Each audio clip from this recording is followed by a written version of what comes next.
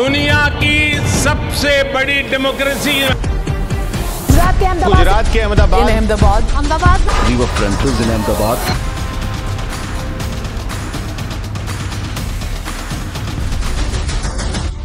અમદાવાદ કોઈ પણ વૈશ્વિક ઇવેન્ટ કે મેગા પ્રોજેક્ટની વાત કરીએ તો અમદાવાદનું નામ કેમ સૌથી પહેલા આવે છે? વિશ્વનું સૌથી મોટું ક્રિકેટ સ્ટેડિયમ તો અમદાવાદ, 641 કરોડનો ઇકોનોમિક ઇમ્પેક્ટ કરતો cold play concert Ahmedabad, ICC world cup અને આઈપીએલ જેવી ફાઇનલ પણ આપણા અમદાવાદમાં, ભારતનો સૌથી પહેલો બુલેટ ટ્રેન પ્રોજેક્ટ એ પણ અમદાવાદ, ભારતનો સૌથી મોટો રિવરફ્રન્ટ પ્રોજેક્ટ એ પણ અમદાવાદ, 2036 ઓલિમ્પિક ગેમ્સની સૌથી મજબૂત દાવેદારી જેની પાસે છે એ પણ અમદાવાદ. આ શું કોઇન્સિડન્સ છે કે પછી ફેવરિટિઝમ છે કે પછી અમદાવાદમાં ખરેખર કંઈક એવું છે કે જે અમદાવાદને બીજા શહેરો કરતાં અલગ બનાવે છે? How did Ahmedabad become the global spot for international events?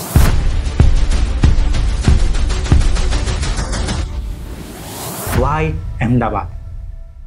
નમસ્કાર મિત્રો, અચાનક જ અમદાવાદ પૂરી દુનિયા સામે આટલું હાઇલાઇટ કેમ થવા માંડ્યું? Why only Ahmedabad? જ્યારે ભારતમાં અમદાવાદ કરતાં પણ મોટા અને વધારે વિકસિત શહેરો છે, મુંબઈ, દિલ્હી, ચેન્નઈ, બેંગલુરુ જેવા શહેરો હોવા છતાં પણ છેલ્લા 10 વર્ષમાં થયેલા અમદાવાદના મોટા પ્રોજેક્ટ્સ અને ઇવેન્ટ્સને જોઈને મોટાભાગના લોકોને તો એમ જ લાગે છે કે આપણું ગુજરાત અને અમદાવાદ મોખરે છે તેનું કારણ છે કેન્દ્રમાં રહેલી સરકાર. પણ શું આવા કારણો સાચા છે? અને શું એવું હોઈ શકે ખરું કે કોઈ સરકારના ટોપ લીડર્સ પોતાના પ્રદેશને પ્રાધાન્ય આપી દે? અને શું સાચે બન્યું છે પણ ખરું? આજના વિડીયોમાં આપણે માત્ર ફેક્ટ્સ નહીં પણ તેના ફ્રેમવર્ક સાથે તેને બ્રેકડાઉન કરીશું. આપણે આજે ઇન ડેપ્થ રિસર્ચથી મળેલા ફેક્ચ્યુઅલ ડેટા સાથે વાત કરવાની છે. આપણે ના તો કોઈ પોલિટિકલ પાર્ટીનો વિરોધ કરીએ છીએ અને ના તો કોઈ પોલિટિકલ પાર્ટીનો સપોર્ટ કરીએ છીએ. આપણે વાત કરવાની છે ભારતના વિકાસની અને ખાસ કરીને આજના વિડીયોમાં અમદાવાદમાં થયેલા પ્રોજેક્ટ્સની અને અમદાવાદના વિકાસની. તમને શેર કરેલી માહિતી અમે જે સોર્સિસથી મેળવી છે તે આર્ટિકલ્સની લિંક તમને ડિસ્ક્રિપ્શન બોક્સમાં મળી જશે. Let's break it all down.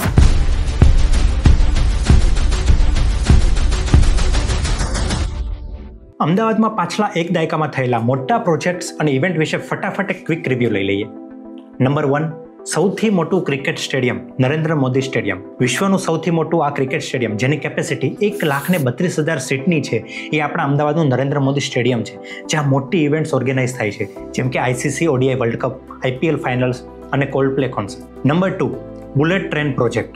ભારતનું પહેલું હાઈ સ્પીડ કોરિડોર મુંબઈથી અમદાવાદમાં નક્કી થયું છે, જેનું રેલ ડિસ્ટન્સ છે 508 કિલોમીટર. અમદાવાદ મુંબઈ ઔદ્યોગિક કોરિડોરનો ભાગ હોવાના કારણે અમદાવાદને આનાથી વેપારિક લાભ પણ વધારે મળશે. નંબર 3, 2036ના ઓલિમ્પિક્સની તૈયારીઓ. આ તૈયારીઓ માટે 650 એકરના વિસ્તારમાં 3 સ્તરીય રમતગમત સુવિધાઓ બનાવાઈ રહી છે. સરદાર પટેલ સ્પોર્ટ્સ એન્કલેવ જે હાલ ડેવલપ થઈ રહ્યું છે, જ્યાં વિશ્વ લેવલની ઓલિમ્પિક ગેમ્સ રમાશે. ઓડા અને પીડબ્લ્યુસીની રિપોર્ટ્સને માનીએ તો 2036નું ઓલિમ્પિક અમદાવાદના આ સ્પોર્ટ્સ એન્કલેવમાં જ યોજાશે. આ ઓલિમ્પિક્સમાં 64,000 કરોડ એટલે કે $7.47 બિલિયન સુધીનો ટોટલ ખર્ચ થઈ શકે છે. Number 4, gift city. ગુજરાતના ગાંધીનગર અને અમદાવાદ વચ્ચે આવેલી ગિફ્ટ સિટી ભારતનું પહેલું ગ્રીનફિલ્ડ સ્માર્ટ સિટી અને આંતરરાષ્ટ્રીય ફાઇનાન્શિયલ સર્વિસ સેન્ટર છે. ઇન્વેસ્ટરને આકર્ષવા માટે ટેક્સમાં રાહત મળી શકે એવા પ્રોત્સાહનો પણ Gujarat international finance tax city એટલે કે ગિફ્ટ સિટી દ્વારા ઉપલબ્ધ કરાયા છે. નંબર 5, વિશ્વનો સૌથી મોટો કોલ્ડ પ્લે મ્યુઝિકલ કોન્સર્ટ. આ કોલ્ડ પ્લે કોન્સર્ટે અમદાવાદમાં રેકોર્ડ બ્રેકિંગ પ્રદર્શન આપ્યું હતું. આ તો વિશ્વ લેવલની ઇવેન્ટ હતી. આ ઇવેન્ટના કારણે ઇન્ડિયન ઇકોનોમીમાં ખાલી એક જ ઇવેન્ટથી એક જ દિવસમાં 641 કરોડ રૂપિયાનો વધારો થયો. આવા તો અનેક પ્રોજેક્ટ અમદાવાદમાં થયા છે, જેમ કે Dholera smart city, Namaste Trump event, welcome Jinping, ICC ODI world cup final, IPL finals, ટાટાના સેમિકન્ડક્ટર પ્લાન્ટ્સ અને ભારતનું સૌથી મોટું રિવરફ્રન્ટ. હવે કરોડો ગુજરાતીઓની સાથે સાથે દરેક ભારતીયોનો એક સવાલ હશે, why do all this happen in Ahmedabad only? આ ઇવેન્ટ્સ અને ઇન્વેસ્ટમેન્ટ માત્ર ગુજરાતના અમદાવાદમાં જ કેમ આવે? વાય અમદાવાદ? તો મારા મતે તેના મુખ્ય 5 કારણો છે. નંબર 1, કેન્દ્ર, રાજ્ય અને નગર સરકારો વચ્ચેનું સંકલિત નેતૃત્વ અને લોકલ સપોર્ટ. કોઈ પણ આંતરરાષ્ટ્રીય ઇવેન્ટ કે મેગા પ્રોજેક્ટ માત્ર ઇન્ફ્રાસ્ટ્રક્ચર કે લોજિસ્ટિક જ કામ નથી કરતા. સૌથી મહત્વની હોય છે શહેરની લીડરશિપ અને રાજકીય ઈચ્છાશક્તિ. ગુજરાત સતત 20 વર્ષથી પોલિટિકલ સ્ટેબિલિટી ધરાવતું રાજ્ય છે. ગુજરાતમાં છેલ્લા કેટલાક વર્ષોથી કેન્દ્ર સરકાર, રાજ્ય સરકાર અને સ્થાનિક સંસ્થાઓ જેમ કે ઓડા છે કે એએમસી છે વચ્ચે ઉત્કૃષ્ટ સમન્વય જોવા મળ્યો છે. બધા એક સાથે મળીને કામ કરે છે. મોટા ઇવેન્ટ્સ માટે શહેર પસંદ કરાતું હોય ત્યારે ઘણા પ્રશ્નો પૂછાય છે, જેમ કે શું એ શહેર પાસે શક્તિશાળી નેતૃત્વ છે? શું સ્થાનિક સરકારો માટે આ માત્ર કામ નથી પણ ગૌરવ છે? અને શું એ શહેરના લોકો આ ઇવેન્ટ્સને કે આ પ્રોજેક્ટને સપોર્ટ કરશે? આ બધા ફેક્ટર્સ જ્યારે એક સાથે ક્લિક થાય છે ત્યારે શહેર માત્ર ઇવેન્ટ્સનું હોસ્ટ નથી રહેતું, પણ વિશ્વ મંચ પર ભારતનું પ્રતિનિધિત્વ કરે છે. અને આ જ કારણ છે કે અમદાવાદ જેવું શહેર જ્યાં નેતૃત્વ, યોજના અને લોકલ ભાવનાઓ ત્રણ જબરજસ્ત છે, એટલે જ અમદાવાદ વિશ્વના મેગા ઇવેન્ટ્સ માટે સૌથી પહેલું પસંદગીનું સ્થાન બન્યું છે. Number 2, infrastructure foundation. અમદાવાદે છેલ્લા દાયકાઓમાં એવી ઇન્ફ્રાસ્ટ્રક્ચર પાયાની રચના કરી છે જે કોઈ પણ વૈશ્વિક ઇવેન્ટ માટે માફક આવે. સાબરમતી રિવરફ્રન્ટ જેવા વિઝનરી લેગસી પ્રોજેક્ટે આ શહેરને નવી ઓળખાણ આપી છે.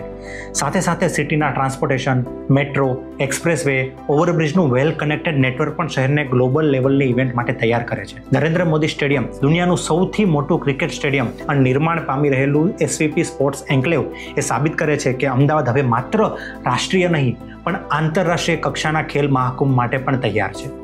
Number 3, emerging global image and branding of Ahmedabad. અત્યાર સુધીમાં નમસ્તે ટ્રમ્પ, G20 સમિટ, ચીનના પ્રમુખ જિનપિંગની મુલાકાત અને જાપાનના પીએમ શિન્ઝો આબેનો અમદાવાદ પર ઐતિહાસિક રોડ શો, આવી મુમેન્ટ્સે શહેરને આંતરરાષ્ટ્રીય મંચ પર ખાસ સ્થાન અપાવ્યું છે. આવા ઇવેન્ટ્સને મેસિવ પ્લાનિંગ અને ફ્લોલેસ એક્ઝિક્યુશન મળતી હોય એટલે વિશ્વ અમદાવાદ તરફ વર્લ્ડ ક્લાસ ડેસ્ટિનેશન તરીકે પણ જોવા લાગ્યું છે. અત્યારે કોલ્ડપ્લે કોન્સર્ટ જેવી ગ્લોબલ લેવલ પ્રાઇવેટ ઇવેન્ટ્સ પણ અહીં યોજાઈ રહી છે, જે સ્પષ્ટ કરે છે કે અમદાવાદ માત્ર સરકારી સ્તરે નહીં પણ પ્રાઇવેટ બ્રાન્ડ્સ માટે પણ ટ્રસ્ટેબલ અને વાઇબ્રન્ટ હબ બની રહ્યું છે. આવી બ્રાન્ડિંગ અને એક્સપોઝરથી શહેરની ઇમેજ માત્ર દેશ માટે જ નહીં પણ દુનિયાભરમાં એક મોડર્ન, એક ડાયનેમિક અને એક વેલકમિંગ સિટી તરીકે ઉભરી રહી છે.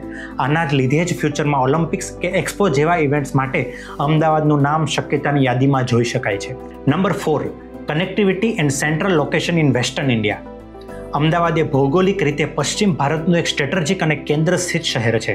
અહીંથી દિલ્હી, મહારાષ્ટ્ર અને રાજસ્થાન અને મધ્યપ્રદેશ જેવા મહત્વના રાજ્યો સરળતાથી પહોંચી શકાય છે, જેને કારણે આ શહેર અમદાવાદ લોજિસ્ટિક હબ તરીકે પણ વિકસતું જોવા મળ્યું છે. અમદાવાદથી મુંબઈ અંદાજે 500 કિલોમીટર દૂર હોવાના કારણે તેને બુલેટ ટ્રેન માટે પરફેક્ટ કેન્ડિડેટ બનાવે છે, જે હવાઈ મુસાફરી કરતાં પણ ઓછી કિંમત, ઝડપી અને એન્વાયરમેન્ટ ફ્રેન્ડલી અલ્ટરનેટિવ છે. આ ઉપરાંત અમદાવાદ ઇન્ટરનેશનલ એરપોર્ટ દ્વારા આંતરરાષ્ટ્રીય યાત્રાઓ સરળ બની છે. Dedicated freight corridor, bullet train project અને મેટ્રો જેવી આધુનિક ટ્રાન્સપોર્ટેશન સેવાઓ શહેરને ફ્યુચર માટે રેડી બનાવે છે. આવી કનેક્ટિવિટી માત્ર ઇકોનોમિક ગ્રોથ માટે નહીં પણ હાઈ પ્રોફાઇલ ઇવેન્ટ હોસ્ટ કરવા માટે પણ આ સિટીને એક પરફેક્ટ વેન્યુ બનાવે છે. નંબર 5, સ્થાનિક આર્થિક પ્રવૃત્તિ અને પાવરફુલ અર્બન પ્લાનિંગ. છેલ્લા કેટલાક વર્ષોમાં અમદાવાદે જે ડેવલપમેન્ટ ગ્રોથ જોઈ છે એ સાબિત કરે છે કે શહેર માત્ર હાલ માટે જ નહીં પણ ભવિષ્ય માટે તૈયાર થઈ રહ્યું છે. છેલ્લા 4 વર્ષમાં ગુજરાતમાં 3.17 લાખ કરોડના ડેવલપમેન્ટ પ્રોજેક્ટ શરૂ થયા છે, જેમાંથી લગભગ 42% અમદાવાદનું કોન્ટ્રીબ્યુશન છે. અદાણી ગ્રુપ, ટાટા ગ્રુપ જેવા દિગ્ગજ ખાનગી ઇન્વેસ્ટરોએ અહીં હેલ્થ કેમ્પસ, સેમિકન્ડક્ટર પ્લાન્ટ્સ અને રિયલ એસ્ટેટ પ્રોજેક્ટ્સ માટે મોટી તકે રોકાણ કરી રહ્યા છે. આ બધું દર્શાવે છે કે અમદાવાદ માત્ર એક વિકસતું શહેર નથી પણ એક પ્લાન અર્બન પાવર હાઉસ છે, જેની પાછળ long term vision, aggressive execution અને ફ્યુચરિસ્ટિક થિંકિંગ છે. અમદાવાદ હવે એવા પ્રોજેક્ટ્સનું ઘર બનતું જઈ રહ્યું છે જે ભારતના અર્બન ફ્યુચરને ડિફાઇન કરશે. તો મિત્રો, હવે મને કહો, શું લાગે છે? અમદાવાદને આટલું સફળ બનાવવા માટે આ પરિબળો કામ આવ્યા કે કોઈ રાજકારણ? મિત્રો, માત્ર ગુજરાતીઓને જ નહીં પણ ભારતના મોટા ભાગના લોકો એમ જ માને છે કે કેન્દ્રમાં રહેલી સરકારને કારણે જ ગુજરાત આગળ આવે છે, પણ એનો જવાબ છે કે તમારી આ માન્યતા બિલકુલ ખોટી છે.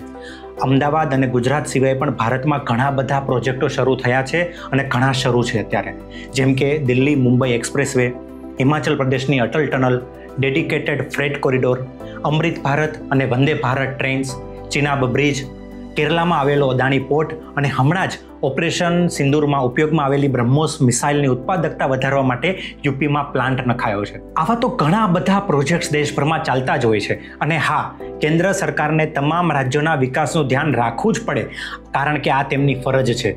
જ્યારે કોઈ વિકાસની વાત થાય, કોઈ પ્રોજેક્ટ પાસ થાય કે વિદેશી સંબંધોની વાત હોય ત્યારે ખાલી આપણે એ નથી વિચારવાનું કે આ પોલિટિક્સ છે, કારણ કે આમાં માત્ર પોલિટિક્સ જ નથી, જીઓ પોલિટિક્સ, ડેવલપમેન્ટ પોસિબિલિટીઝ પણ ઇન્ક્લુડ હોય છે.